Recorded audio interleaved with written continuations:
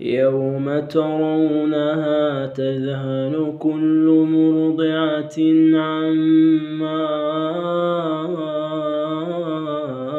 أرضعت وتضع كل ذات حمل حملها وترى الناس سكارى وما هم بسكارى